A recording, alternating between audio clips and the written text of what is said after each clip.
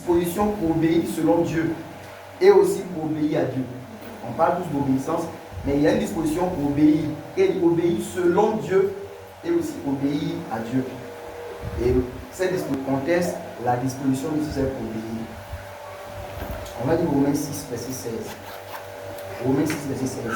Je voudrais partager simplement cela pour que, si tu as compris cela, que par la foi tu puisses t'y ranger, que tu puisses t'y engager. L'obéissance à Dieu, si vous me permettez l'expression, ce n'est pas une obéissance par morceau. Ça veut dire que Dieu nous dit une chose, on fait. Il nous dit ça, on fait. Il nous dit ça, on ne peut pas. Il nous dit ça, on peut. C'est pas comme ça qu'on obéit à Dieu. C'est pourquoi je parle de disposition nécessaire pour obéir. Si cette disposition n'est pas là, vous pouvez avoir de bonnes intentions, mais vous allez toujours vous retrouver souvent à faire ce qu'il veut, après à contester, après à faire, après à raisonner, après à faire. Vous n'allez pas grandir, vous ne pouvez pas prospérer avec le Seigneur. Romains 6, le verset 16, il est écrit quoi?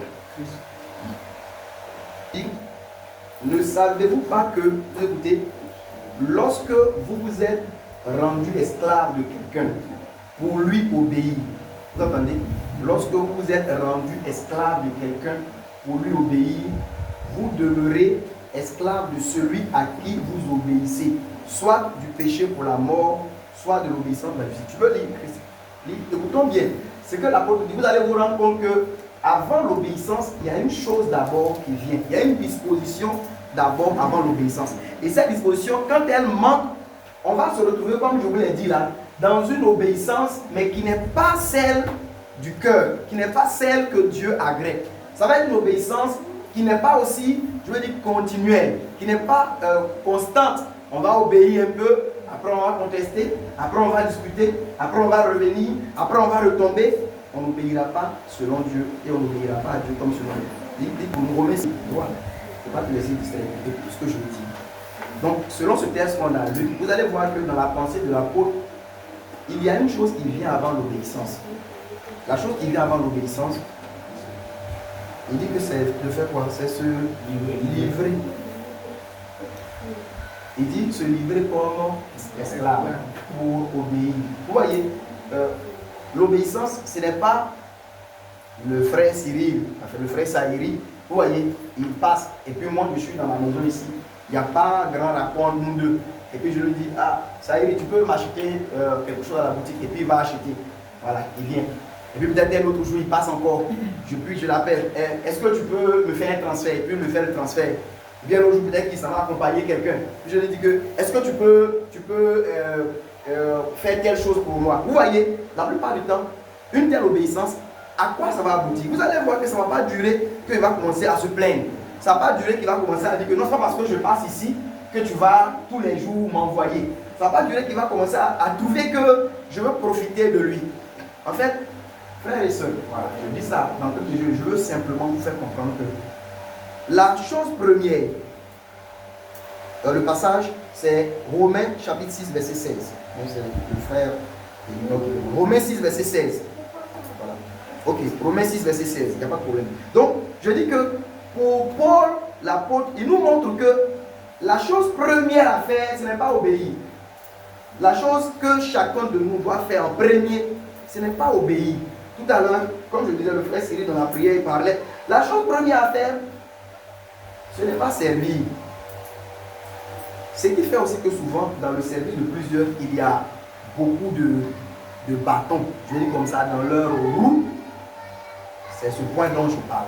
La première chose à faire, c'est se livrer. Vous entendez? Se livrer à quelqu'un.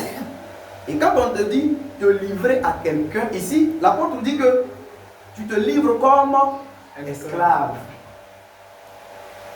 Ça veut dire donc, l'exemple que je vous ai pris, l'obéissance que nous devons au Seigneur, à Dieu, ce n'est pas une obéissance telle que l'exemple que j'ai donné par rapport au frère Saïri qui est au quartier. Et puis de temps en temps, je veux aller faire une course. Quand je sors, je le vois. Je dis, bon, ok, fais-moi le transfert. Et puis il le fait. Et puis un autre jour, je veux faire quelque chose. Et je le vois le passer encore. Écoute, est-ce que tu peux acheter du pain pour moi à la boulangerie? Et puis il s'en va. Et puis un autre, je dis, est-ce que tu peux me faire un transfert? Ce n'est pas comme cela. Et justement, ce qui conduit beaucoup de personnes, en fait, à marcher dans une obéissance qui n'est pas entière, qui ne prospère pas, qui ne grandit pas, qui n'est pas selon le cœur de Dieu, c'est que là, c'est même les enfants de Dieu, la plupart d'entre nous-mêmes, souvent, notre obéissance au Seigneur, c'est pas une chose qui découle de la première disposition qui consiste à faire quoi? À se livrer au Seigneur. Pour obéir au Seigneur, on vient, on se vend à lui. Ça veut dire qu'on se donne à lui. Donc l'exemple que j'ai pris, la bonne manière d'obéir, c'est que le frère Saïri, au quartier ici, pour un certain nombre de choses qu'il a appris que par exemple, j'ai pu faire pour lui, vous comprenez un peu ce que je veux dire de l'évangile, de ce que Jésus, par amour, est mort, qu'il a livré sa vie pour nous. J'ai dit un jour que Jésus a vécu 33 ans sur la terre. Adam a vécu 930 ans. Pourtant, Adam, premier a péché et Jésus n'a pas péché. Jésus a vécu à peine 30 ans. Adam en a vécu plus de 900. Et j'ai dit que vous savez, le reste de son temps là, il veut qu'on vive ça pour lui. C'est pourquoi il n'a pas vécu longtemps. Tu comprends? Ça veut dire que Jésus a vécu 30 ans pour que Christ vive le reste de son temps. Que je vive le reste de son temps. C'est pourquoi dans Corinthiens, Paul dit que si un seul est mort pour tous, c'est que tous sont morts. Et si un est mort pour tous, c'est pour que ceux qui vivent là, ils fassent quoi? Ils ne vivent plus pour eux-mêmes, mais qu'ils vivent pour celui qui est mort et ressuscité pour eux. Amen. Amen. Peut-être que votre péché, ne regardez pas seulement le fait que vous avez coupé avec vos gars. C'est du vol, c'est de l'usurpation quand aujourd'hui, après que le sang de l'agneau de Dieu a été répandu sur les portes de votre cœur, vous continuez à vivre. Vous ne vous appartenez. Depuis le jour où l'agneau de Dieu a été donné en Égypte pour sauver tous les Égyptiens, pour sauver les fils d'Israël, dès ce jour, tous les premiers-nés d'Israël étaient comment? Appartenaient à Dieu. C'était fini. Ça veut dire, et dans le premier-né, c'est une image symbolique de ce que tout le monde, le premier-né, il représente le tout. Donc le premier-né de la maison, il représente la maison. C'est comme si, vous voyez, en Égypte, pour que les maisons des Israélites ne soient pas exterminées, Dieu a donné son agneau. Donc le Fils de Dieu est mort pour que vous et moi nous puissions vivre. Et c'est une usurpation, c'est un vol, c'est quelque chose de mauvais que je continue par exemple de vivre pour moi. Ce n'est pas normal. C'est pourquoi Jésus a vécu 30 ans, afin que le reste, là, nous vivons ça. C'est ce que l'apôtre dit. C'est pourquoi lui n'a pas duré. Mais c'est pour qu'aujourd'hui, à s'en vivre pour lui. Ça veut dire que si Jésus était encore sur la terre, là, aujourd'hui, qu'est-ce qu'il serait en train de faire? Vous entendez ce que je dis là? Aujourd'hui, si Jésus était encore dans la chair, est-ce qu'il serait en train de chercher à faire prospérer ces grandes entreprises? Est-ce que si Jésus était encore sur la terre, sa préoccupation serait beaucoup tournée vers son âge avance, il n'est pas encore marié? Est-ce que sa préoccupation serait tournée vers le fait qu'il a des difficultés? Vous savez, vous tous, avec moi, que Jésus, il dit que je viens au Dieu pour faire la volonté. Ça veut dire que, ça ne veut pas dire que avoir un travail, avoir un mariage, bien, ces choses-là doivent vous accompagner dans le chemin de l'accomplissement de la volonté de Dieu. Et ce que Jésus devrait faire aujourd'hui dans la chair, c'est ce que moi, Sandé, je dois être en train de faire. Comme je suis un homme, je ne peux pas tout faire, donc je fais une partie, Eric fait une partie, Élie fait une partie. Vous tous qui avez cru dans le Fils de Dieu, vous devez être en train de faire une partie de ce que lui-même serait en train de faire s'il était encore dans la chair. Parce que s'il n'est pas dans la chair, c'est à cause de vous et de moi qu'il n'est pas dans la chair. S'il est mort si tôt, c'est à cause de vous et de moi. Et c'est pour que, selon que l'apôtre le dit, en retour, on ne continue plus à vivre pour nous-mêmes, mais qu'on puisse vivre maintenant pour celui qui est mort et ressuscité pour nous. Amen. Amen. Ça ne vous plaît pas? Amen. C'est pas grave, tous les cas, je ne vous crée pas à la grâce de Dieu. Amen. Amen. Écoutez ce que je dis. Voilà. Je salue Barsabas, très cher, qui est là, en train de sourire. Alors, je veux dire quoi?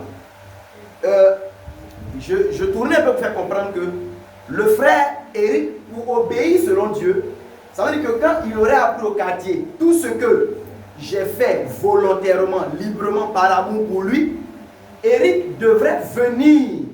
Et puis, il vient chez moi et puis il dit que je suis à ton entière disposition. Voilà. Ce n'est pas quelqu'un qui il vit chez lui, il fait ses activités, parce que toutes les fois, je le dis, que vous aurez vos activités, vous allez rencontrer des conflits d'intérêts à un moment donné avec le Seigneur. Luc chapitre 14, vous connaissez l'homme qui a dit, après avoir écouté Jésus, heureux ceux qui mangeront du pain dans le royaume de Dieu. Oh mes frères et mes sœurs, vous voyez, cet homme-là pour lui, ce royaume doit être merveilleux.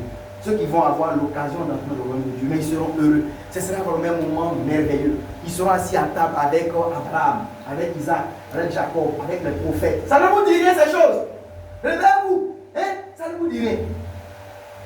Et quand l'homme a entendu ça, il dit, ceux qui vont entrer dans ce royaume, ils seront heureux. Vous savez pourquoi Jésus va donner toutes ces paroles derrière, ou la parabole qu'il donne? J'ai juste compris que Jésus est en train de dire à l'homme que si c'est du côté de Dieu, là, il veut que tout le monde soit dans ce royaume. Parce que l'exclamation de l'homme, c'est un peu comme il disait, oh, combien privilégiés seront ceux qui vont avoir l'opportunité d'être dans le royaume de Dieu. Une manière de dire un peu comme, oh, si c'était au moins à ma portée. Vous comprenez? Parce qu'en disant cela, c'est comme s'il est en train de dire que vraiment, j'aurais voulu, moi, être. Jésus dit que, mais du côté de Dieu, il n'y a pas de problème. Amen. Amen. Où se trouve le problème? Il dit le problème, ça se trouve de votre côté. Et qu'est-ce qu'il va faire comme parabole? Un grand roi, il va faire des noces, préparer un grand festin pour son fils. Amen. Amen. Et quand il prépare le festin, quand tout est prêt, il envoie ses serviteurs pour appeler ceux qui étaient invités. Et qui sont les invités? C'est Israël, c'est nous. Les invités, c'est chacun de nous. C'est nous qui sommes appelés au festin des noces de l'agneau de Dieu. Amen. Amen. Et regardez, au moment où les invités doivent maintenant répondre à l'appel des noces, c'est là où vous allez vous rendre compte que le premier, il a acheté un champ. Et vous savez, le Seigneur Jésus, comme c'est lui qui est le salut de Dieu, comme c'est Jésus qui est le salut, frère, quand Jésus parle, je dis chaque fois, il ne faut pas du tout contester, réfléchir. Ce que Jésus dit là, c'est quelque chose qui ne souffre d'aucune contestation. Et vous allez voir dans ce texte-là, il va montrer, c'est M. David Wilkerson, ce prédicateur qui a prêché un message, et le titre c'est les bonnes choses qui empêchent les gens d'entrer dans le royaume de Dieu. Les bonnes choses. Vous entendez? Les bonnes choses. Parce que nous on pense que ce ne sont que les mauvaises choses qui peuvent nous empêcher d'entrer dans le plan de Dieu. Vous pouvez faire de très bonnes choses et passer à côté du plan de Dieu pour vous. Par exemple, toutes les chambres, les villes que les enfants d'Israël étaient en train de bâtir en Égypte sous Pharaon, est-ce que ça n'allait pas être utile pour entreposer par exemple des vivres, pour pouvoir garder la nourriture? Ça allait être utile aux hommes, mais ils seraient en train de passer à côté de l'appel de Dieu qui leur était adressé de se rendre au désert et d'aller à Canaan. Vous pouvez passer votre vie à faire beaucoup de bonnes choses. Vous voyez, vous pouvez mettre sur place une ONG pour venir en aide aux orphelins, aux veuves, aux femmes qu'on maltraite. C'est des choses nobles. Hein. Il y a des grands qui ont donné leur vie pour des choses comme, je crois, l'esclavage, ou bien le droit des femmes, le droit des enfants maltraités. Ces choses-là sont très bonnes et utiles. Mais je vous dis, vous faites tout ça, vous ne croyez pas en Jésus, vous avez gâché votre vie.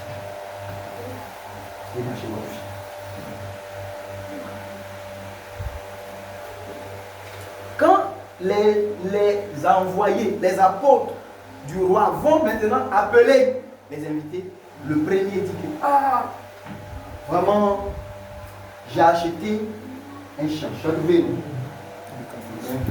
Voilà. Oui. J'ai acheté 5 paires de bœufs. Donc c'est le premier, c'est ça? C'est pas 18? 18 là, c'est vrai. D'accord. Donc 18, il faut lire. Écoutez ce qu'ils m'ont dit. Mais tous, unanimement, se mirent à s'excuser. Ici, Jésus parle non pas de péché, mais d'excuses. Vous réalisez, frère? Jésus ne dit pas que tous se mirent à se droguer. Ou bien au moment où les enfants arrivaient, les gens étaient en train de fumer chicha. Et que, ah, vraiment, ceux-là, ils sont déjà, voilà, loin. Donc on n'a pas laissé. Non! Vous comprenez, non? Il n'a pas dit quand ils arrivaient, ils étaient en train de taper clavier. Donc, quand il a vu là, Dieu vous a dit que ceux-là, l'argent est déjà placé, ils vont rien écouter. Non! Il n'est pas parti les trouver à Bel-Air, dans les couloirs 2000. Il n'est pas parti les trouver là-bas. Personne n'était en train de regarder de la pornographie. Quand les envoyés du roi sont arrivés, ici Jésus n'a pas parlé du péché, il a parlé d'excuses. Donc vous savez ce qui amène les excuses? C'est quand nous ne nous sommes pas livrés en fait au Seigneur. Si vous ne vous livrez pas au Seigneur, vous allez à un moment donné trouver des conflits d'intérêts entre le chemin que vous savez être le bon chemin, mais en même temps, vous serez en train d'être tiré de l'autre côté. Vous allez vous retrouver au milieu. Et ici, comme je vous ai dit, l'homme qui s'exclame, c'est un peu comme s'il disait que, oh, j'aurais tellement voulu avoir le privilège d'être dans le royaume. Jésus a dit que si c'est ce côté, du côté de Dieu, il n'y a même pas une pensée de privilège. En fait, il ouvre la porte à tout le monde. Il ouvre la porte. Donc tu peux tout autant avoir part à ce banquet qui te plaît tant. Mais la question, vous allez voir que c'est dans ce texte-là, vers la fin, qu'il va dire que si quelqu'un veut venir après moi, il doit m'aimer plus que son père, sa mère, ses frères, ses soeurs, et puis, parce qu'il dit de renoncer à tout. Parce que, en fait, il est en train d'expliquer que désirer le ciel, désirer le royaume de Dieu, désirer servir le Seigneur, c'est les choses nobles. Désirer obéir à Dieu, c'est une chose noble. Mais vous ne pourrez vraiment obéir au Seigneur si au préalable, vous ne vous livrez pas à lui. Comme c'est l'esclave disposé à le servir dans les plus petites choses dans lesquelles il pourrait avoir besoin de vous, comme aller détacher un anon, comme aller acheter de la nourriture. Les apôtres que nous connaissons là, au début, voici les choses auxquelles ils étaient adonnés. Mais ils étaient là. C'était des gens qui se sont donnés au Seigneur. Ils étaient là. Si le Seigneur avait besoin d'envoyer quelqu'un pour détacher un anon, ils étaient là. Si le Seigneur avait besoin d'acheter quelque chose au marché, ils étaient là. C'était des gens qui s'étaient livrés pour être à la disposition du Seigneur. Et plus tard, les envoyer prêcher. Amen. C'est la disposition, je vais dire que première, nécessaire pour quelqu'un qui veut obéir. Vous ne pouvez pas obéir si vous ne vous livrez pas au Seigneur. Parce que si vous ne vous livrez pas au Seigneur, vous allez vous retrouver en train de vous excuser. Bien que vous connaîtrez le bon chemin, et vous n'allez pas le suivre. Les invités là, ils savaient que le banquet là, c'était une bonne chose. Mais le problème, c'est que c'est comme s'ils disaient que, ah vraiment, dis au roi de m'excuser. Parce que quoi? Il a mal choisi le moment de son invitation. Et pourquoi le roi a mal choisi le moment de son invitation? Et entre parenthèses, c'est de Dieu qu'on parle comme ça. Alors qu'il n'est pas très intelligent au passage. Donc, pourquoi il a choisi mal son invitation? Mais parce que nous avons des choses à nous. Nous avons une vie à nous. Nous avons des entreprises à nous. Nous avons nos champs à nous. Nous avons nos paires de bœufs à nous. Et je vais dire quoi? Nous avons nos foyers à nous. Et le premier, il dit quoi? Le premier, oui, il dit, tous se mit à s'excuser unanimement. C'est ça? Oui. Le premier lui dit, il dit quoi? j'ai acheté un champ. J'ai acheté un champ. Et je suis obligé d'aller le voir. Je suis, vous voyez, il y a des obligations. Et je dis chaque fois, quand j'arrête sur ce test-là, mais quelqu'un qui est obligé, qu'est-ce que vous voulez que la personne fasse? Et bien des fois, vous savez, comme on est devant des hommes, souvent c'est comme ça qu'on fait, mais quand tu vois, ça là, il est fait comment? Ça là, il est fait comment? Je suis obligé. Ça là, je suis obligé. Être obligé ne vous demande pas de l'obéissance que vous devez à votre Seigneur. Amen. Écoutez, chez Dieu là, quand Dieu demande une chose, je vais dire quoi? On dit auprès de l'Éternel, il n'y a ni conseil, il n'y a ni grandeur, il n'y a pas de trône, il n'y a pas de salut, il n'y a rien. Si Dieu demande une chose, il n'y a plus d'obligation. Ça annule tout. Quand Dieu demande une chose, ça annule tout le reste.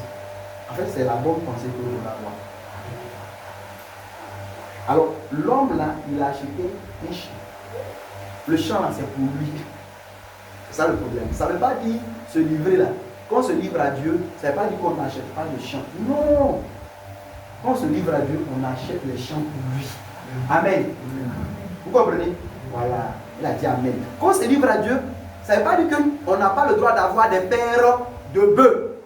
Mais quand on se livre à Dieu, on acquiert des paires de bœufs pour lui. Vous comprenez?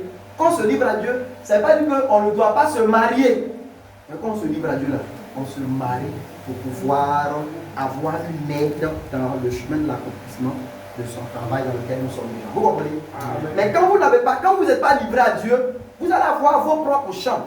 Vous allez avoir vos propres paires de bœufs. Vous allez avoir vos propres foyers. Et le problème, c'est que au moment où le Seigneur, ici, l'appel, l'invitation, c'est quelque chose de symbolique. Mais c'est pour vous faire comprendre, en fait, toutes les voies dans lesquelles le Seigneur Jésus voudra bien un jour conduire Eric, un jour conduire Élie, un jour conduire la soeur Évodie, un jour conduire la soeur Saint-Tiche. Ces voies-là, vous allez vous rendre compte que vos intérêts vont commencer à lui faire la guerre aux orientations du Seigneur. Et le Seigneur disait à ce temps-là, par cette parabole, que le problème ne se trouve pas du côté de Dieu. Dieu veut que tous les hommes soient sauvés et qu'ils parviennent à la connaissance de la vérité. C'est ce que l'Écriture dit, c'est ça? Oui. Dieu veut le salut et nous tous qui sommes ici, il n'a aucun projet mauvais pour personne. La volonté de Dieu, c'est que nous soyons tous sauvés et que nous puissions avoir l'héritage des saints dans la lumière. Et Dieu veut qu'un jour, nous soyons consolés, que nous soyons assis à table avec Abraham, Isaac, Jacob, tous les prophètes, les apôtres et tous les saints de tous les temps, vivant et jouissant de la vie éternelle avec le Dieu vivant. C'est sa volonté. Et je vais vous dire, écoutez-moi bien, écoutez-moi bien. Hein, je vous ai dit de me regarder, non? Écoutez-moi bien. Le vrai Dieu, il est différent des faux dieux. Vous avez compris? Le vrai Dieu est différent des faux dieux. Et le vrai Dieu, je voudrais vous dire que c'est un Dieu qui est redoutable. C'est un Dieu majestueux. C'est un Dieu de justice. C'est un Dieu entre les mains desquels il faudrait mieux ne pas tomber. C'est ce que l'Écriture dit. Mais vous savez, ce que je vous dis là, je pense que en vous, quelque chose vous dit que c'est vrai. Mais la chose la plus difficile souvent à saisir de ce Dieu-là, c'est que c'est un Père aimant. Vous avez compris? Vous voyez ce que je viens de vous dire? C'est un Père aimant. Ça veut dire que sa tendresse, on dit, ça dépasse même la tendresse de la mère la plus affectionnée. Sa tendresse dépasse tout ce que l'on peut imaginer. Vous comprenez? Et ça, qu'est-ce que je dis? En l'homme, la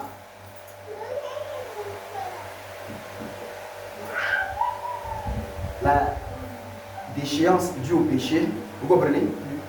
Et la chair en nous, le monde dans lequel nous avons grandi, a déjà plus ou moins établi en chacun de nous quelque chose de Dieu. Et quand on parle de Dieu, tout de suite, ce qui vient devant nous, c'est la majesté, c'est la crainte qu'on lui doit. Et il ne faut pas négliger ces choses.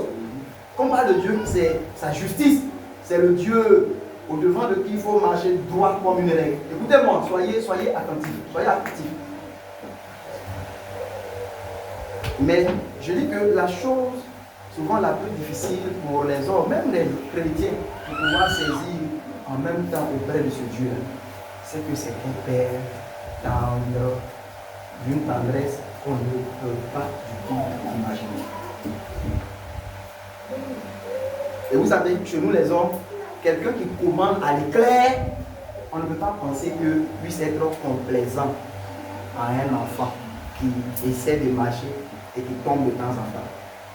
Quand on réalise que c'est lui qui commande à l'éclair, c'est lui qui domine les mers, c'est lui le propriétaire du soleil, de la lune et de toutes les étoiles.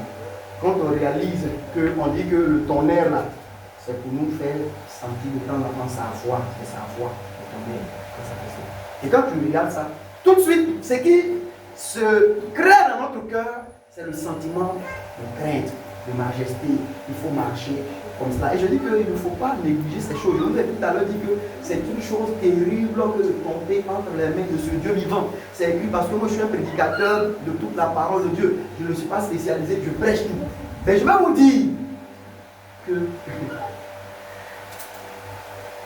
la chose première même qui vient chez ce Dieu-là, ce n'est même pas tout ce qui est en premier lieu dans votre cœur. La première chose qui vient dans son cœur, qui vient chez lui, en fait, ce qu'il veut mettre premièrement au devant de nous, c'est son amour, sa tendresse, sa bonté. Amen. Et je sais que, comme je dis souvent, c'est difficile de concilier ces deux choses parce que l'homme grand, il y a ma femme, vous voyez comment on va faire assembler elle. Vous qui êtes avec moi, vous savez comment je suis. Mais souvent dehors, je suis quelqu'un de beaucoup, vous voyez, un peu dans le coin, et puis avec la barbe, il y a un jour, il y a un frère qui a demandé à ma femme, est-ce que je jouais les enfants? Vous attendez? Je veux que vous compreniez quelque chose. Parce que quand il me voit, souvent, surtout même avec les choses que j'enseigne, que je prêche, il y a même, non seulement lui, mais beaucoup pensent que la soeur Carole, elle est souffre. C'est-à-dire que les gens pensent qu'elle est attrapée par un gourou terrible. Donc peut-être qu'elle est en pris pour elle-même. Alors que je crois devant Dieu que la soeur, voilà, je crois devant Dieu que la soeur, elle a un foyer même, je crois, peut-être meilleur que le foyer de plusieurs qui pensent qu'elle souffre. Ah oui, avant-hier, à 24 heures.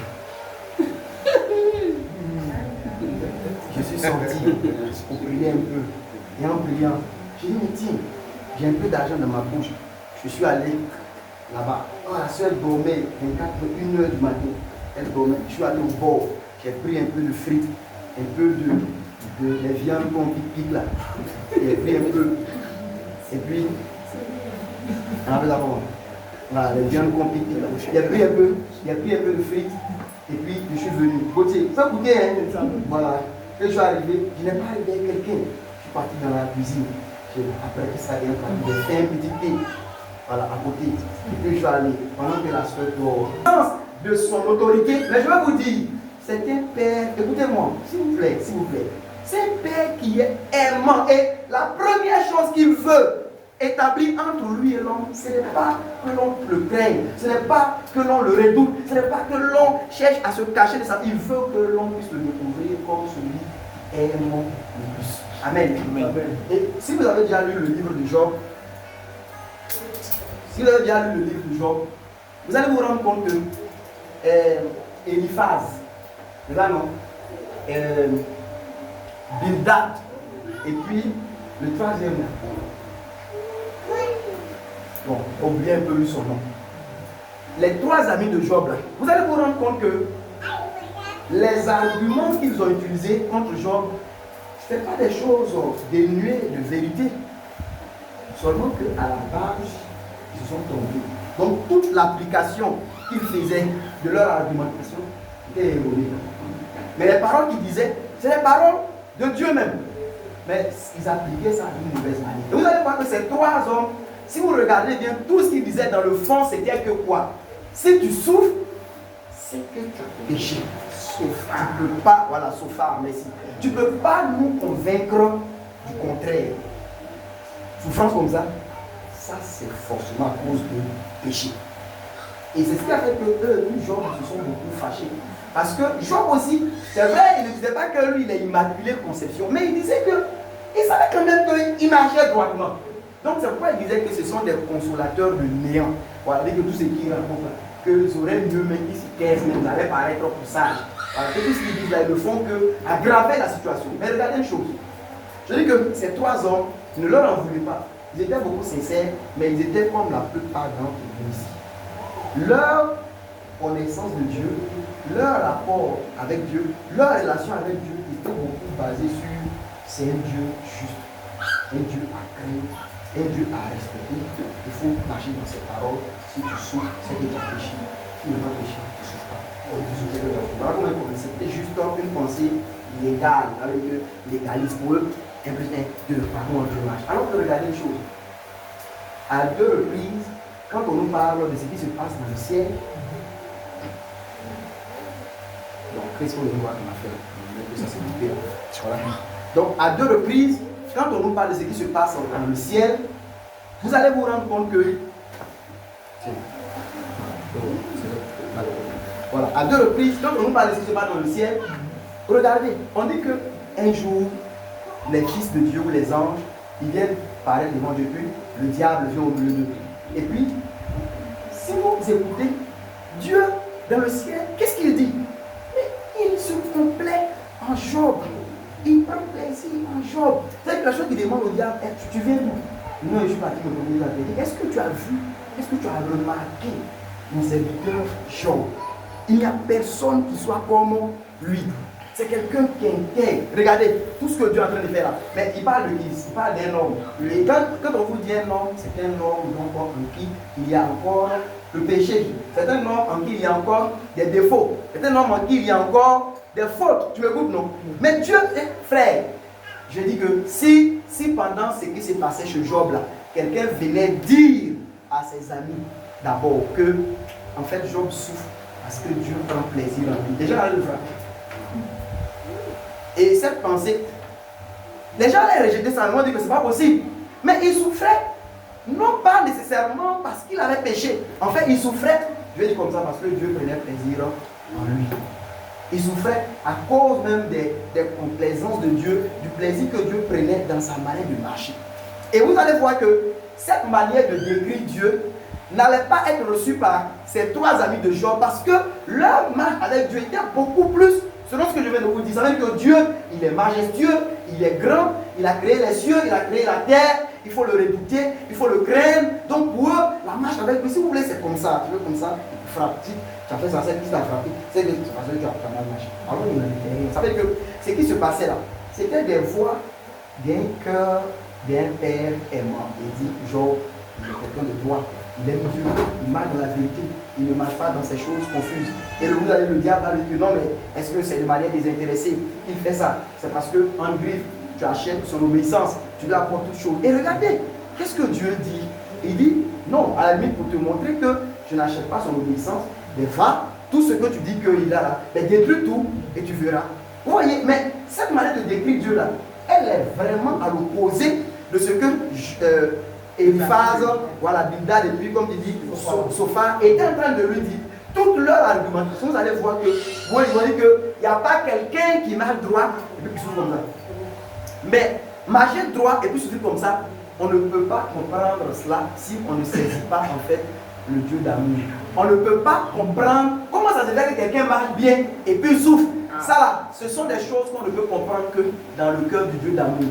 Parce que si on va au niveau du Dieu, si vous voulez, de justice, mais ce que les 3 autres disent là, c'est ce qui doit se faire. Si tu souffres comme ça, c'est que tu as gravement péché. Il faut te confesser, Dieu va te relever. Alors que Job dit que mais il n'y a rien à confesser. Et justement, c'est ce qui rendait Job lui-même confus. Parce qu'il se dit, mais aussi on dirait que les gens ont raison. Parce que finalement, je souffre trop. Mais pourquoi je souffre trop? Pourtant, quand je m'examine aussi, je ne vois pas ce que j'ai fait qui mériterait en fait un tel châtiment. Mais vous allez voir que une telle situation ne pouvait être comprise que dans le cœur d'un Dieu d'amour. Voilà, dans le cœur d'un Dieu qui aime, il prend plaisir en l'homme. Vous voyez, il prend plaisir. Dieu prend plaisir en l'homme. Alléluia. Amen. Dieu prend plaisir en l'homme. Ah, Dieu prend plaisir en l'homme. Dieu prend plaisir en l'homme. Et les voix de son amour, là, souvent, ces voix-là, si vous n'avez pas saisi Dieu ici, vous allez juste avoir une relation avec Dieu qui est juste une relation souvent même de crainte, de peur, alors que Dieu veut être un père aimant. Il est plus tendre que le père, le plus tendre que la mère la plus tendre. Ça ne veut pas dire, ce n'est pas une invitation à mal marcher. Au contraire, c'est là même que se trouve, en fait, quand je vais dire comme ça, la romance. C'est là que se trouve, en fait, une marche avec lui dans laquelle il y a, vous voyez un peu ce que je vous disais de ce que je fais avec ma soeur. Ce n'est pas du mécanisme, c'est pas, voilà, l'homme, je donne l'argent des fois, mais ça s'arrête là, il donne l'argent de popote. Non! Vous comprenez? Au-delà de ça, il y a la recherche en fait de quelque chose de romantique, je vais dire comme ça, de quelque chose de touchant, de quelque chose de plaisant. Et vous voyez Dieu qui dit, mais est-ce que tu as remarqué? Job. Et vous qui êtes ici, je pense que même si je prêche ça, vous ne croirez pas. Vous ne croirez pas. C'est-à-dire que si on vous dit que Dieu puisse prendre un tel plaisir en vous au point où vous pourrez dire au diable, est-ce que tu as remarqué, Eric va non, moi, voilà, moi il essaie de vivre bien, mais de là penser que Dieu puisse parler de moi comme ça devant le diable, ça qui cherche quelqu'un d'autre. Alléluia. Ah oui, oui, frère, vous savez, beaucoup d'entre nous, on ne connaît pas le cœur d'amour. Effectivement, la première fois, on m'a dit que Dieu m'aime. Ah, moi, je ne croyais pas. L'homme de Dieu est venu dire, frère et soeur. Pourquoi je trouve ça pour vous faire comprendre que ayez de la confiance dans l'amour de Dieu. Vous avez compris? Et c'est ça même qui va vous aider à surmonter vos problèmes. Quand Dieu passe par là, ce n'est pas pour nous rendre pécheurs, des gens, des personnes relâchées pour mal marcher. Au contraire, est-ce que vous savez ce que l'amour fait? On dit l'amour est plus fort que la mort. Vous savez ça? Quand quelqu'un aime, je dis que c'est cet amour-là même là qui peut donner à quelqu'un de marcher dans des renoncements auxquels on ne peut même pas imaginer. Beaucoup d'entre nous-mêmes là, notre marche est beaucoup freinée parce que on n'a pas confiance dans l'amour de Dieu. On n'est pas confiant. C'est vrai qu'on se dit Dieu, voilà, qu'il faut marcher, même notre marche dans la sanctification. Il faut marcher dans la sanctification. Gloire à Dieu. Amen. C'est une grande arrivée. Que Dieu te bénisse. Voilà. Donc, vous voyez même, je dis que souvent même, ce qu'on dit, il faut marcher dans la sanctification. Mais vous allez voir que, suivez ici, frères et sœurs, souvent en dessous, il y a une connaissance juste légale de Dieu. Il y a juste une connaissance légaliste. Ça veut dire que pour nous, là, Dieu, là, il faut marcher. Il faut marcher là. Il fait bien les pas. C'est pas comme ça que Dieu veut marcher avec nous. Absolument pas. Absolument pas. Amen. Amen. Ouvrez votre cœur et écoutez cette parole. C'est important pour pouvoir guérir beaucoup de choses dans vos vies. Dieu n'est pas un Dieu qui est de cette façon. C'est pas comme ça. Et vous voyez, dans le même livre de Job là, vous voyez à la fin, qu'est-ce qu'il a dit des trois dont j'ai parlé? Il a dit qu'il est fâché contre les trois. Parce qu'ils n'ont pas parlé de lui comme il se dit. Ils l'ont juste présenté comme quelqu'un de... Tu vois, ça veut dire que Job souffre et puis il disait que mais tu souffres là, c'est pas que tu as péché. C'est péché qui fait ça. C'est péché qui fait ça. Bien entendu, si toi tu as péché ici, que tu souffres de repentir, tu as la même chose que Job. Voilà. Mais ce que je voudrais dire ici là, c'est que justement, comment comprendre que quelqu'un qui marche droit puisse souffrir? Cela ne peut pas se comprendre si on ne saisit pas le cœur de Dieu comme un cœur aimant. C'est un père qui aime. Jean 3,16 dit quoi? Que Dieu a fait quoi? A tant aimé le monde qu'il a donné son fils. C'est quoi lui donner là? Il a envoyé Jésus pour venir souffrir. Il a envoyé Jésus pour mourir. Donc vous allez voir que on ne peut pas comprendre comment ça se fait que quelqu'un qui est sans péché souffre et meurt. Ça là, on ne peut comprendre ça que dans le cœur d'un Dieu aimant. Mais si on veut marcher sur la base juste de ce qui est droit, de ce qui est, comme je dis, de la justice, de 1 plus 1 égale à 2, il n'est pas raisonnable. Et souvent, vous voyez souvent les musulmans et autres, c'est ça qu'ils conçoivent. Comment ça se fait que Jésus, on dit, il n'a pas péché? Il n'est pas raisonnable que celui qui n'a pas péché meure pour ceux qui ont péché. Il n'est pas raisonnable. Mais cela, on peut le comprendre, comme je le dis, dans le cœur d'un Dieu qui aime. Je veux que vous sachiez que Dieu vous aime en Jésus-Christ. Amen. Amen. Il connaît vos faiblesses. Il connaît vos défaillances. On chantait la vie fidèle du temple. Il connaît nos défaillances. Il connaît nos chutes de chaque jour. Voilà. Il connaît nos difficultés. Il sait que nous avons beaucoup de luttes. Mais dans nos luttes là, il est là. Il prend plaisir. Souvent même je dis que c'est quoi, quand tu regardes ton enfant qui essaie de se relever pour faire des 4 pas, souvent bien même de s'arrêter, il tombe. Mais le père qui est là, il prend plaisir même dans les quelques efforts qu'il voit l'enfant faire. Il n'est pas là fâché, cherchant à le tuer parce que depuis il ne marche pas. Non, il prend plaisir. Ça lui plaît de te voir lutter. Ça lui plaît de te voir faire des efforts pour pouvoir en fait te tenir sur pied. Et l'Écriture dit dans Hébreu que parce que Jésus, il a été tenté en toutes choses. En fait, Jésus, il sait, il a connu quelles sont nos infirmités, quelles sont nos faiblesses. Et il n'est pas prêt à nous rejeter. Il est plutôt prêt à nous apporter du secours. Quand nous sommes à l'unité. Je veux que nous puissions être encouragés dans ces choses-là.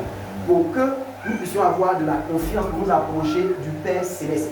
que nous ayons de la confiance pour nous approcher de Dieu. Que nous ayons de la confiance, qu'on ne soit pas des personnes qui sont, voyez, comme des gens qui ne comprennent pas en fait Dieu comme un Père qui les aime abondamment. Il faut que cela puisse être reçu dans nos cœurs. Amen.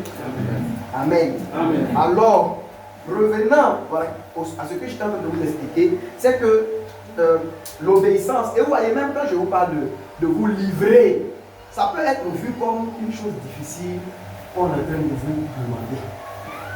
Mais c'est vu comme une chose difficile parce qu'encore, on n'a pas compris l'amour du Père pour nous. Que chacun de nous, ici, là, je pense que j'ai fait l'exercice. Si vous voulez, prenez une feuille et puis écrivez le projet que vous pouvez être le meilleur projet pour votre existence sur la terre. Que tous ceux qui sont sur la terre écrivent le projet qu'ils pensent être le meilleur pour votre existence sur la terre. Mettez tout ensemble. Je vous dis, quand vous allez aller chez le Seigneur, le petit projet qu'il va écrire pour vous, son petit projet là, ce serait votre vie, votre bonheur, votre choix. Si vous suivez un autre projet, ça peut être quelque chose de qu'on dit que c'est promettant ou bien c'est prometteuse ou bien quoi là. Mais vous allez voir que quand vous allez rentrer là-bas, il y a beaucoup de choses que vous n'avez pas considérées. Ce que Dieu, le Père, décide pour chacun de nous, si on y persévère, on va voir que c'est ce qui a été bon pour nous. Au point où vous allez voir, le Seigneur Jésus va dire que je te loue, Père, parce que tu as voulu que les choses soient ainsi. Pour le Seigneur Jésus, quand le Père a décidé de quelque chose là, frère, on ne peut pas trouver meilleur. C'est vrai que sur le champ, on peut ne pas comprendre. Sur le champ, ça peut nous paraître difficile, ça peut nous paraître compliqué. Mais si nous y marchons par la foi, on va se rendre compte qu'il n'y avait pas de meilleure chose pour nous que ce que le Père a décidé pour nous. C'est pourquoi moi, j'ai pleinement accepté de couler, je vais dire comme ça, de couler dans la voie que Jésus trace au devant de moi, sans plus attraper sa main. Je lui ai remis le volant de ma vie, le volant de la voiture de mon existence. Vous entendez? Et je n'attrape plus sa main. Je dis, oh Seigneur, tout n'est plus là, on est au bord du tour. Non, il est plus sage que nous tous. Il connaît ces tours-là. Il sait toutes choses. Et même quand un jour, ça m'arriverait parce que nous sommes des hommes faibles. Souvent, le Seigneur, pour te faire passer à certaines autres expériences, il va te permettre de passer à des choses souvent qui sont éprouvantes, difficiles. Comme un jour, il va dire aux disciples, passons à l'autre bord. Vous voyez, et on dit en haut, il allait dormir. Ça a été un moment difficile, les disciples. Ils ont prié. Ils ont eu l'impression que la mort était à leur porte. Mais Jésus ne les avait pas envoyés pour qu'ils meurent. Il voulait leur révéler quelque chose d'autre de sa personne. Amen. Amen. Voyez, si nous avons confiance dans l'amour de Dieu, nous livrer à Dieu, nous vendre comme esclaves à Dieu, ça va être pour nous-mêmes un bien. Comme le psalmiste disait que pour moi, m'approcher de l'Éternel, c'est mon bien. On ne verrait pas dans le fait de nous livrer au Seigneur comme une chose grande, comme si on est en train de faire quelque chose de grand, comme si vous voyez, on est en train de perdre beaucoup de choses, comme si on est en train de perdre tellement de choses. Non, frères et sœurs, non. Et qui peut avoir un projet meilleur pour vous que Dieu qui vous a créé, frères et sœurs? Qui? Vous devez croire en son amour. Amen. Amen. Et si vous voulez lui obéir, vous voulez le servir, vous devez vous livrer. Vous devez vous livrer à lui. Et vous livrer, c'est pour dire que l'existence que j'ai, toute l'existence. Et quand je dis l'existence là, c'est tout ce que je suis, tout ce que j'ai. Je viens, je dépose tout devant le Seigneur. Je dis que Seigneur, voilà, tu en disposes comme tu veux. Tu dis où on va, tu dis ce qu'on fait, tu dis où on ne va pas. Ma responsabilité, c'est de simplement faire ce que toi tu dis. Je comprends, je fais. Ne comprends pas, je fais. Parce que tu l'as dit, je le fais. Et je marche simplement ici. Vous allez voir, vous allez trouver de la lumière sur votre chemin. Votre vie va commencer à être rayonnante. Il n'y a pas dit que vous allez forcément briller selon l'homme. Donc vous allez briller selon le Seigneur. Vous allez avoir son repos. Et il y a des combats qui vont cesser. Il y a des luttes qui vont cesser. Il y aura beaucoup d'inquiétudes. Il y a des inquiétudes là qui sont dans vos cœurs. Pourquoi? Mais parce que vous gérez vos propres choses. Il y a beaucoup d'inquiétudes qui sont souvent dans vos cœurs parce que vous êtes vous-même préoccupés à des choses qui sont vos choses à vous. Et naturellement, ça vous envoie des inquiétudes. Mais quand vous allez déposer vos inquiétudes pour embrasser les inquiétudes de Jésus, quand vous allez déposer vos projets pour prendre les projets de Jésus, quand vous allez déposer vos entreprises pour prendre les entreprises de Jésus, on était ensemble, on a dit, entre nous les frères, on dit que mais pourquoi tous les serviteurs de Dieu cherchent une vision pour l'œuvre de Dieu? Pourquoi? Pourquoi chaque ouvrier veut sa vision? Pourquoi chaque prédicateur cherche une vision? Est-ce que Dieu n'en a pas, lui? Est-ce que Dieu n'a pas une vision? Si Dieu a une vision, pourquoi on ne coule pas simplement dedans? Pourquoi, comme Josias, on ne dit pas que nous, on a à cœur de rentrer dans la vision de Dieu et de faire revivre toutes les paroles de sa doctrine? Pourquoi je vais moi aller prier, jeûner pour chercher quelle est ma vision? Pourquoi? Si Dieu a une vision, mais que je rentre dedans, c'est la sagesse. Amen. Alléluia. Amen. Et si le Seigneur, depuis que j'ai compris, si le Seigneur a un projet, moi je veux rentrer dans son projet. Si le Seigneur a une œuvre sur la terre, je ne veux pas faire autre chose que d'être ouvrier dans ce champ. Alléluia. Amen. Et Boaz a dit, on ne te rencontre pas dans un autre champ. Reste avec les filles pour planer dans mon champ. Et Naomi a dit à Ruth, ma fille, il est bon qu'on ne te rencontre pas dans un autre champ. Il est bon que tu restes planant dans le champ donc de Boaz. Et je veux te dire, il est bon qu'on ne te rencontre pas dans un autre champ. Il est bon qu'on ne te rencontre pas dans une autre œuvre. Il est bon qu'on ne rencontre pas de projet chez toi. Qu'on ne rencontre pas de vision chez toi. Mais qu'on rencontre quoi? Qu'on te voit adonner simplement à la vision du Seigneur. Qu'on te voit travaillant dans le projet du Seigneur simplement. Alléluia. Alléluia. Amen. Et vous voyez, pour obéir à Dieu, pour obéir efficacement, on a vu avec Romains chapitre 6. C'est ça? Oui. Voilà. Le verset 16. Il est dit que même le péché là, pour bien pratiquer le péché, il faut se livrer. On ne vit pas, voilà. Nous tous ici, avant que Christ ne rentre dans notre cœur. Regardez. Et quand on était sans Christ là, est-ce qu'on faisait effort pour pécher? Ça coulait. C'est ça mon côté. Péché là, on faisait parce que c'est ça pourquoi ça coulait, parce qu'on s'était vendu, on s'était livré. Comme esclave. Donc ça coule. On ne fait même pas d'effort. Et pour pouvoir aussi aujourd'hui marcher dans la justice, il faut aussi se livrer comme esclave au Seigneur Jésus par la foi. Vous allez voir que la masse de la justice aussi va couler. Mais si vous voulez gérer votre vie, vous voulez gérer les choses, et puis de temps en temps, écouter quelque chose que le Seigneur dit, et puis examiner pour voir si on peut faire, et puis faire ou ne pas faire, vous n'allez pas du tout être quelqu'un qui va prospérer dans le chemin de l'obéissance. Vas-y, mon frère.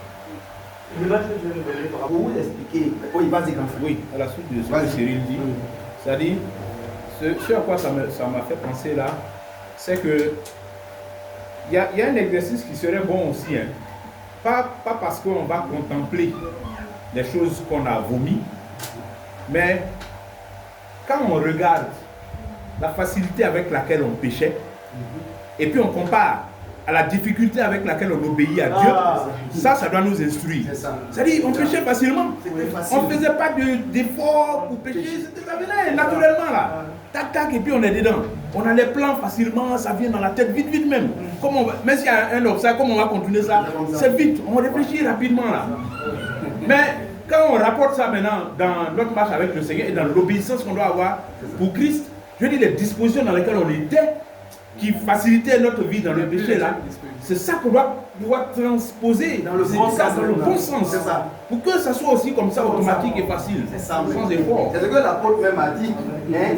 il dit que, reprenons Romains 6, verset 16. Et ça ne veut pas dire que dans la marche chrétienne, on n'aura plus de difficultés parce que, vous savez, descendre, c'est toujours plus facile que monter. Voilà, donc ce qui veut dire que descendre, comme c'est la pratique du péché, ça coule de source, mais monter, comme c'est la marche avec Dieu, il va avoir même aussi de la résistance. Mais les dispositions dont on parle doivent être les mêmes.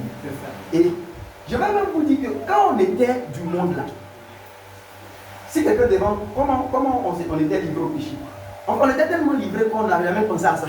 Ça veut dire qu'on était tellement livré au péché, c'était tellement naturel que jamais quelqu'un n'a pris un engagement pour dire que moi, dès ce jour, je me livre au péché. On ne dit pas ça. Mais ça coule. Parce que c'était quelque chose de naturel. Et quand tu viens dans le Seigneur là, ce n'est pas tant comme aujourd'hui aussi tu dis que dès ce jour-là, moi je me donne au Seigneur, ou bien je me livre au Seigneur. Disons Romains chapitre 6, vous allez voir, le verset 7. Il dit, vas-y frère Gauthier. Ne savez-vous? La manière d'être délivré du péché, ce n'est pas d'affronter les péchés un à un. Vous n'allez pas finir, l'éternité même ne va pas suffire pour pas régler ça.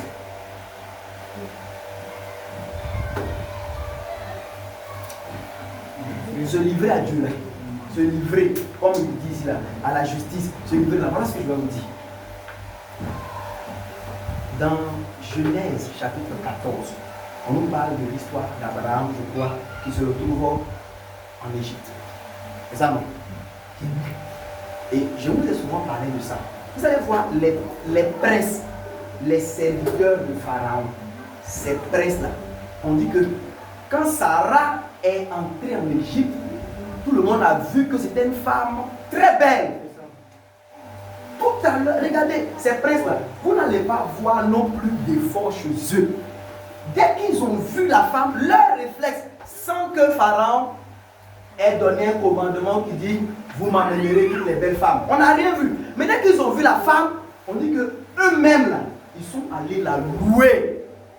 Auprès de Pharaon, on dit que non, Pharaon, notre maître, on a vu une femme. Dès que Pharaon dit, vous l'avez encore. Il dit, non, Pharaon, si on te parle là, non, c'est pas si la femme, elle est belle. On dit, vous l'avez comment. Pharaon, il faut la prendre. C'est qu'on la regarde, on voit qu'elle te va. Non, c'est une femme, Pharaon, tu ne peux pas la laisser. On dit, non, vantez tellement que Pharaon dit, c'est bon, vous n'avez pas me l'expliquer, envoyez-la. Une Pharaon appelle la femme. Mais je dis chaque fois que réalisez que ce sont des hommes. Et depuis quand un homme qui voit une belle femme, il veut donner ça à quelqu'un d'autre? Jamais. Oui, mais c'est pas ça. Depuis quand un homme aussi, il est prince, il est garçon pile, comme on le dit. Il voit belle femme, et puis lui va aller jusqu'à convaincre son ami garçon pour prendre. Depuis quand? Vous savez pourquoi ils font ça? En fait, c'est simple. Pour ces gens-là, eux ils pensent qu'ils vivent au Pharaon. Ça veut dire que pour eux, leur existence, c'est Pharaon. Leur vie en Égypte, et ils respirent. Quand ils se réveillent, ils respirent. Je n'ai pas dit qu'il ne faut pas faire d'erreur. Je n'ai pas dit que dans leur voix, Pharaon va tout apprécier. Ce n'est pas ça que Dieu attend de nous. Ce que Dieu attend de nous, c'est que chacun de nous puisse réaliser, à cause de l'œuvre de Jésus, que le sens de toute l'existence terrestre, c'est de plaire à Dieu. Point. C'est fini. Dites ça. Maintenant, venez avec fornication, adultère, venez avec mensonge, vol, colère, méchanceté. Venez avec tout ça, mais que dans votre cœur, par la foi, vous avez compris que Jésus est mort pour vous. Vous êtes sur la terre, c'est pour Jésus. Point. Si cette pensée est dans votre cœur, avancez avec. Je vous dis, toute autre chose finira par être brisée. Toute autre résistance finira par tomber. Tout autre problème qui vous posait, et c'est là que tout à l'heure le frère disait, vous allez voir que même de vous-même, vous allez commencer à être ingénieux, non pas au mal, mais au bien. Vous allez commencer à comme David, à aller même au devant des choses. Dieu n'a pas encore parlé. Que vous-même vous dites, mais est-ce qu'on pourrait pas? Est-ce que c'est bon que nous, on ait telle maison, et puis l'âge de Dieu est dans tel endroit? Parce que en fait, vous existez non pas pour venir au culte. Non, frères et sœurs. Amen. Oh, c'est ce qui doit quitter premièrement dans votre cœur, venir au culte. Je pense que c'est l'un des obstacles les plus terribles à une vie chrétienne fructueuse. Aller au culte, aller à l'église, venir à la réunion. C'est mauvais. il faut vivre pour Jésus notre roi. Amen. Je dis que les princes de Pharaon, là, je dis souvent pour faire comprendre qu'il peut avoir une convocation. Et puis Pharaon ne va pas les voir. Mais quand Pharaon ne les voit pas, là, Pharaon lui-même, connaissant ses princes, il va dire que ceux-là, ils sont en train de faire quoi encore aujourd'hui? Est-ce qu'ils ne sont pas en train d'aller me chercher une autre femme? Et vous allez voir, quand on se présente, il dit, hé, roi, mon seigneur, il dit, vous inquiétez, vous dites que nous, en fait, on venait. Et puis, quand on est arrivé là, c'est ça nos crises, c'est ça, non? Quand on est arrivé là, on a vu une femme. Alors on dit, voilà, c'est là, ça.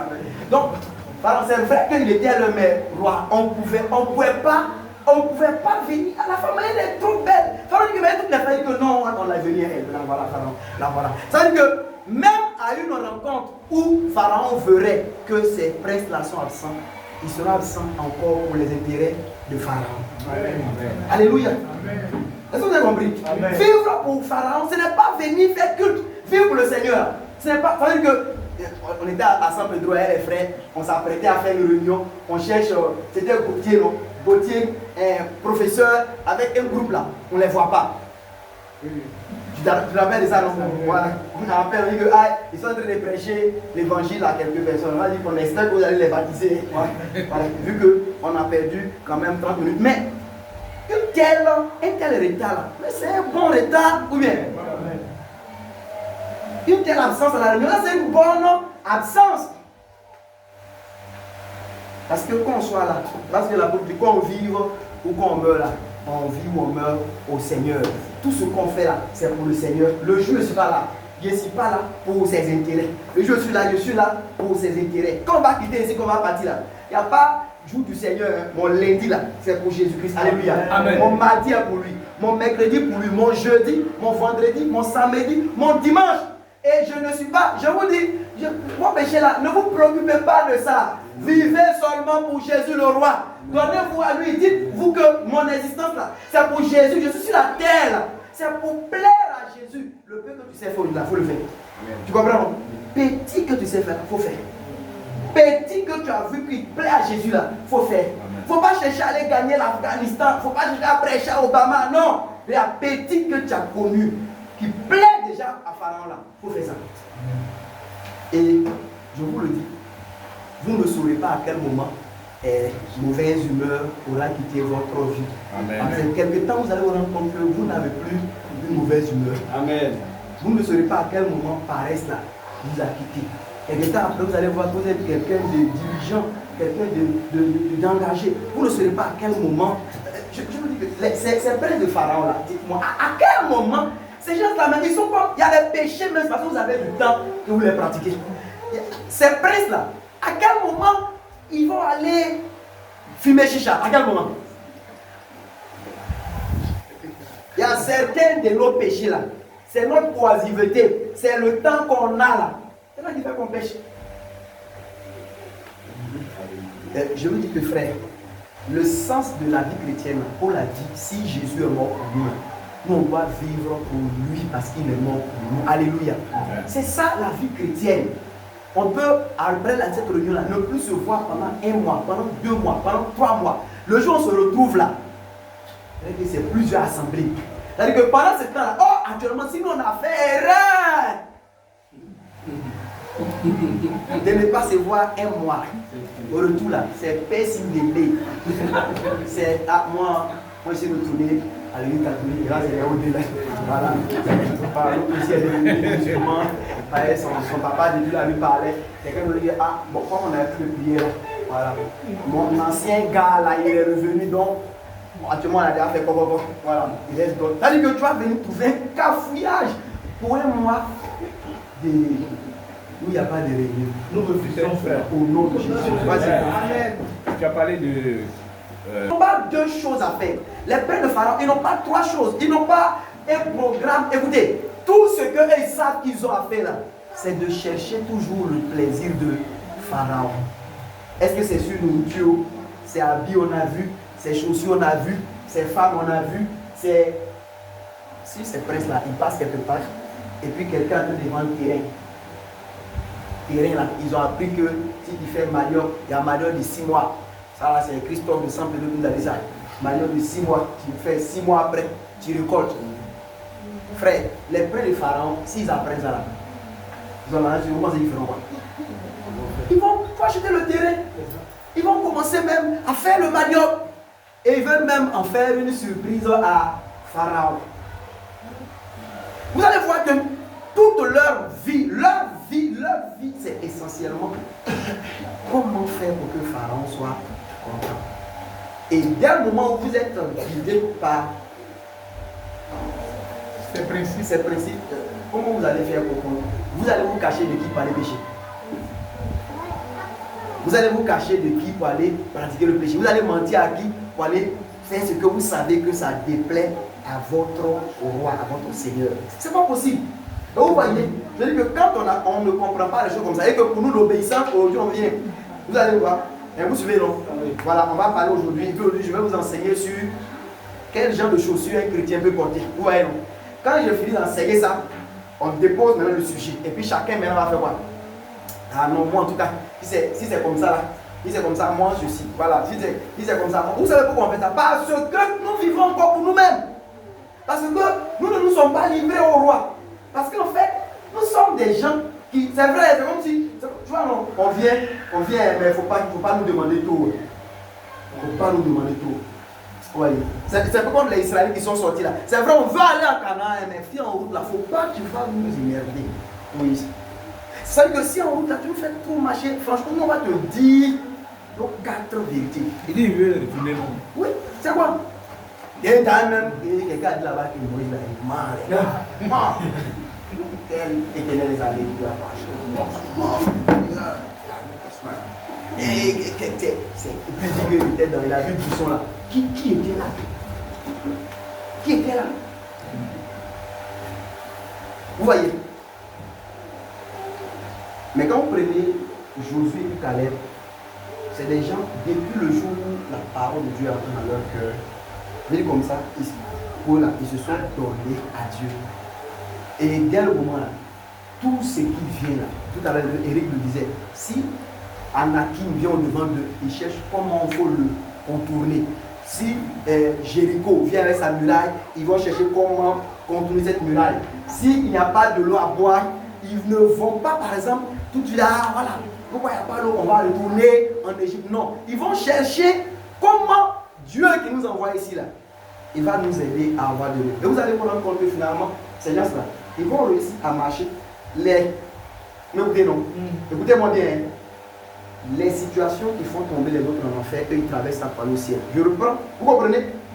Les situations qui font tomber les autres en enfer. Parce qu'il y a des situations qui, dans la marche chrétienne, souvent il y a une soeur, elle arrive là, elle tombe. Il y a une autre, elle traverse. Il y a un frère, il arrive au niveau du travail, il tombe. Il y a un autre, il traverse. Même souvent, même chômage là, il traverse ça, ils sont au ciel. Les situations qui font tomber les autres. Regardez Israël. C'est qui a fait mourir les autres là. Josué et Caleb, ils ont traversé ça pendant 40 ans. C'est qui fait mourir les autres. Où on trouve que Moïse est mauvais, Éternel des armées n'est pas bon. Ceux, ils ont traversé ça par le ciel. Vous allez voir, il y a des choses du Seigneur, il y a des voies du Seigneur, il y a des doctrines, il y a des enseignements, il y a des pratiques, il y a des choses que vous allez contester ou vous détourner du Seigneur. Vous verrez des gens par contre les traverser pour avancer. Parce que quoi? Souvent ce qui fait la différence, c'est que vous êtes dans une obéissance, je vais dire, voilà, ponctuelle. On dit chose, vous mettez ça dans la marmite des raisonnements, vous tournez. Si ça sort sur le côté droit, on obéit, ça sort sur le côté gauche, que Dieu nous excuse. Donc vous allez voir que les autres, là, pour eux, où je suis là, moi j'appartiens à Dieu. Je vis pour Dieu. J'existe pour Dieu. Dès ce moment-là, s'il est fou et bien lui, il voit que pour tous ceux qui me servent, ils ne doivent pas porter chaussures. Il dit Amen. Amen les chaussures. Comment le problème? Amen. Amen. Vous avez des gens qui ont rendu leur front noir pour un faux Dieu. C'est pas ça. Ils portent pantalon sauté pour un faux Dieu. C'est pour un faux Dieu. Frère, tu vas parler. Voilà. Mais je veux dire quoi? Quand on dit que les gens, vous le monsieur il est beau, mais son front comment? Noir. Pour un faux Dieu. Arrêtez ça, regardez ici. Il est beau, mais son front est noir. Pour un faux Dieu. J'ai dit qu'il fait ça pour un faux Dieu. On dit que quand l'âge a renversé Dagon des Philistins, leur dieu poisson, quand ça a cassé son cou, ça a cassé ses mains, on dit que ces adorateurs ils sont venus, ils ont vu comme le cou de Dagon, la tête était sur le seuil. Le seuil là, je pense que c'est l'antenne, on voit le seuil du temple. On dit depuis ce jour-là, les dit, quand ils arrivent là, ils sautent, ils ne marchent plus là pour respecter leur faux Dieu. Vous voyez ça? C'est un faux Dieu. Donc si le vrai Dieu dit, il ne faut pas, on va porter des chaussures, on ne porte pas. Mais pour pouvoir marcher ici, là, il faut que tu te sois d'abord vendu, livré à lui, que ton existence là, c'est pour lui. Tu comprends ce que je dis, non? C'est comme ça qu'on obéit à Dieu. La vraie obéissance là, c'est ça. Dedans, vous pourrez faire des erreurs. Il y a des choses que vous n'allez pas réussir. Il y a des épreuves qui peuvent être au-delà de vos capacités. Je vais dire selon l'homme, et puis ça peut ne pas marcher. Mais n'empêche que dans le grand principe, vous serez en fait en train de pratiquer l'obéissance qui est selon Dieu. Mais si vous ne marchez pas comme ça, et que vous êtes des chrétiens, des fidèles de l'église qui est ici, et que vous venez au culte les dimanches, ben je vous dis, votre obéissance là, elle ne va pas arriver là. Et quand vous allez vous retrouver devant certaines difficultés, mais comme Israël, vous allez retrouver dans votre cœur l'Égypte, retourner à votre vomi. Et c'est vraiment malheureux. Pour cela, si vous voulez quelque chose. Je voulais dire que quand le doyen parlait, il a utilisé, c'est-à-dire ce qu'on a, les expériences passées, ça m'a permis de mieux comprendre encore, c'est-à-dire ce que tu es en train d'expliquer. Parce que moi, avant, je vendais et j'avais, je ne veux pas sortir, je veux le servir pour toujours vous livrer vous-même.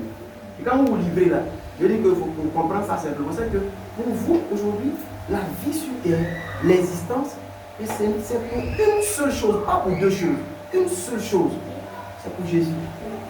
Et dès ce moment, vous n'allez pas faire tout, mais dès que vous connaissez qu'une petite chose plaît au Seigneur, vous y arrivez. Voilà, aussi simple que ça.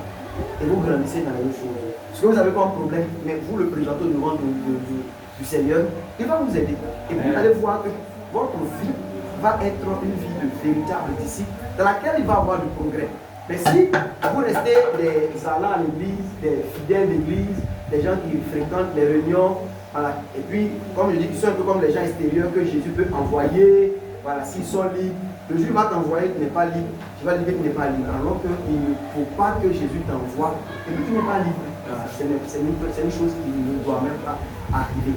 Mais pour pouvoir éviter ces conflits d'intérêts dont je vous ai parlé, ne soyez propriétaires de rien. Ayez tout, mais soyez des gérants. La vie, là, comprenez que c'est pour Jésus, c'est pour plaire à Jésus. On n'est pas sur la terre pour se réaliser. C'est une fausse conception de l'existence terrestre. On est sur la terre, c'est pour la volonté de Dieu. C'est pas pour se réaliser. On n'est pas sur la terre pour sortir nos familles de la pauvreté. C'est pas dit qu'il faut mettre la famille dans la pauvreté. Voilà. Mais c'est pas nous, notre objectif là, c'est pas sortir nos familles de la pauvreté. Non. Notre objectif, c'est de faire la volonté de Dieu, pour plaire à Dieu. Point. Maintenant, si dedans la famille sort de la pauvreté, gloire à Dieu. Voilà. Vous comprenez nous? C'est comme ça. Hein?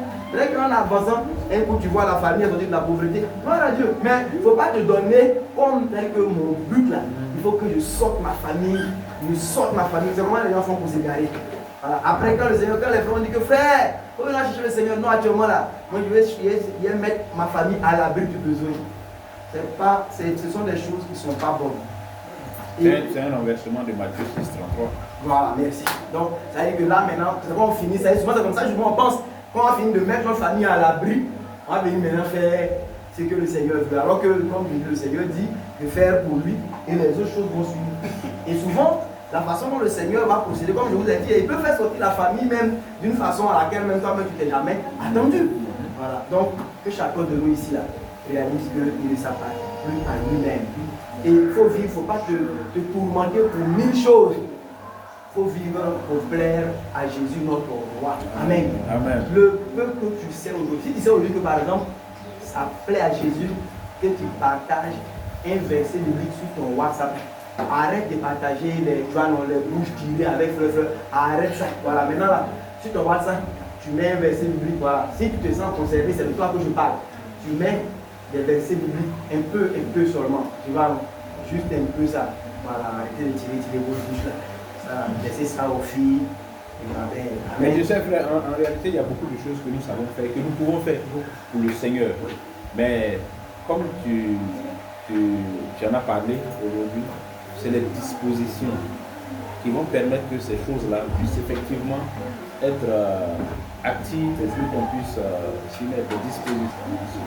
Donc sachez que chacun de vous, comme vous pouvez faire, tout le monde n'est pas prêt à prêcher. Prêcher là, c'est pas ça. Voilà. Comme je dis, il y a des petites choses. Il y a des petites choses. Voilà. Il y a inviter quelqu'un, mais toute cette ingénierie dont on parle, c'est même quand le cœur a compris que je vis pour Jésus. C'est comme ça que je peux dire que bon, maintenant, comme je vois le grand frère faire chaque réunion maintenant, quand il prend l'affiche, il va mettre sur son Facebook, voilà, tel jour, tel réunion. Mais ça, c'est qui ne peut pas faire ça? Voilà. Tout le monde peut faire ça, on n'a pas besoin d'autre chose que ce qu'on a déjà. Mais on ne fait pas ça parce que justement, voilà, on veut faire autre chose, on veut aller regarder coach Amoshi, voilà, on veut regarder coach Andy, ouais, non, des choses de ce genre. Donc ça fait qu'on ne veut pas mélanger ça avec voilà, les choses qu'on sait que ça ne marche pas avec. Que Dieu nous fasse grâce, allons, et puis chacun de nous là, vivons pour Jésus notre roi. Simplement, livrons-nous à lui et tout le reste des choses là. Vous allez voir que même l'obéissance, la justice, là, ça va couler. Parce que dès que quelqu'un se livre à Jésus, vous allez voir qu'en lui, ce qui va couler, c'est la justice, c'est l'obéissance, c'est la vérité. La complaisance avec laquelle aujourd'hui un frère qui n'est pas livré à Jésus marche dans un péché, vous allez voir qu'un frère qui est livré à Jésus, il ne va pas du tout lui-même s'autoriser cette pratique-là. Parce qu'en fait, il comprend que c'est un corps étranger. Quand tu n'as rien à faire là, quand tu t'ennuies, c'est comme ça même que tu commences à voir dans la Bible, est-ce que ça là c'est péché? Ou la Bible dit ça. Voilà. Quand tu t'ennuies pas là, tu vas aller poser question de ça. Si ça voilà. Tu seras concentré sur autre chose. Donc que Dieu nous fasse grâce. Vas-y. J'ai dit premièrement,